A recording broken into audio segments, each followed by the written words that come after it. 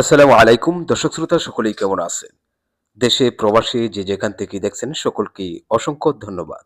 দর্শক শ্রোতা, স্কয়ার ফুটে যদি আপনি কাজ করাতে চান বা করতে চান, কিভাবে করাবেন বা কিভাবে করবেন, স্কয়ার ফুট আপনি কিভাবে মাপ দিবেন, আজকে সেটাই প্র্যাকটিক্যালি তুলে ধরেছি এই ভিডিও থেকে।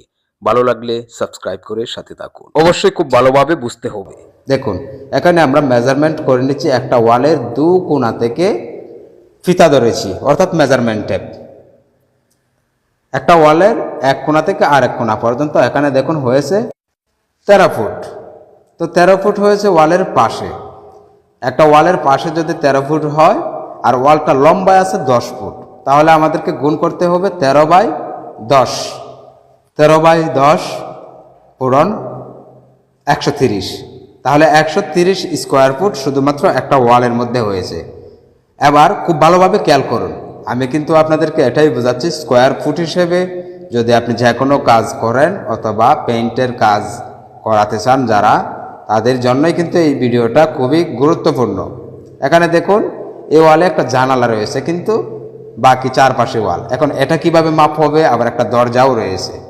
তো এখানে দেখুন, আমরা দরজার বরাবর, দরজার কোণা থেকে, মানে পুরোটা ওয়াল আর কি, দরজার সহ আমরা মাপ দিয়ে নিচ্ছি। দেখুন, একবারে চৌকাঠ থেকে ওই কোণা পর্যন্ত এখানে হয়েছে, দেখুন কত ফুট হয়েছে, আমি আপনাদেরকে দেখাই দিচ্ছি। একটু দেখুন, 14 ফুট। তাহলে 14 ফুট হয়েছে এই ওয়ালের যে লম্বাটা আছে 14 ফুট।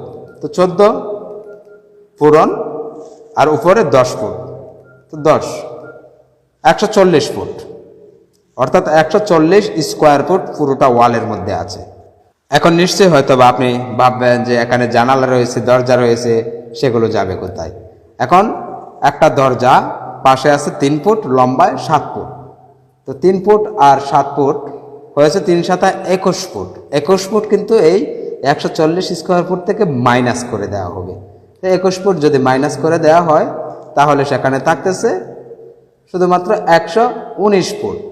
ঠিক এভাবেই জানালা যতটুকু আছে, সেই জানালাটাও কিন্তু মাইনাস হয়ে যাবে। জানালাটা আছে, ধরে নিন এখানে আছে 3 ফুট বাই 4 ফুট, তাহলে 3 × 4 = 12 ফুট।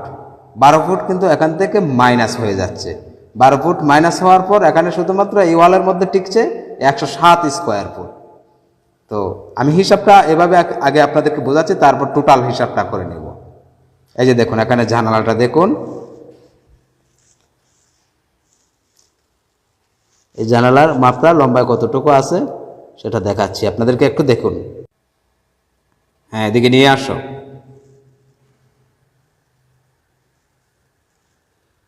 বাপানি, হ্যাঁ ওই কোনায় ধরো। আচ্ছা, লম্বাটা মাপ দিচ্ছ? হ্যাঁ, লম্বাটা মাপ দাও। ঠিক এভাবেই লম্বায় যতটুকু হবে, যদি আপনার বাড়ির জানালা পাশে যদি 3 ফুট হয়, লম্বায় যদি 4 ফুট হয়, তাহলে ওই অনুপাতে যতটুকু হবে আর কি, ততটুকু মাইনাস করা হবে। তাহলে একটা ওয়ালের মধ্যে যদি একটা দরজা থাকে বা জানালা থাকে, সেগুলো কিন্তু মাইনাস করে দেওয়া হবে। ঠিক এভাবেই এখানে দেখুন, দরজার মাপটা পাশে আছে 3 ফুট। দরজা সাধারণত 3 ফুটই হয়ে থাকে, 3 ফুট বা 2.5 ফুট হয়ে থাকে ছোট দরজাগুলো, আর লম্বা তো 7 ফুট, সেটা বলার অপেক্ষা রাখে না।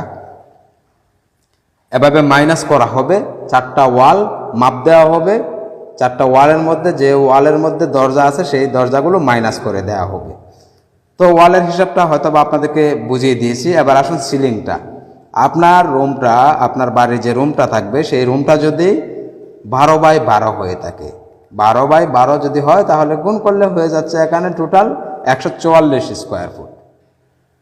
রুমের হিসাবটার কথা বলছি, টোটাল আপনাদেরকে দেখিয়েছি। এবার আমি সিলিংয়ের হিসাবটা বলছি আর কি। সিলিংয়ে যদি 12/12 হয়ে থাকে, তাহলে 144 ফুট। তো সিলিংয়ের 144 ফুট আর ওয়ালের মধ্যে যা হবে সব মিলেই কিন্তু একটা রুমের প্রতি স্কোয়ার হবে।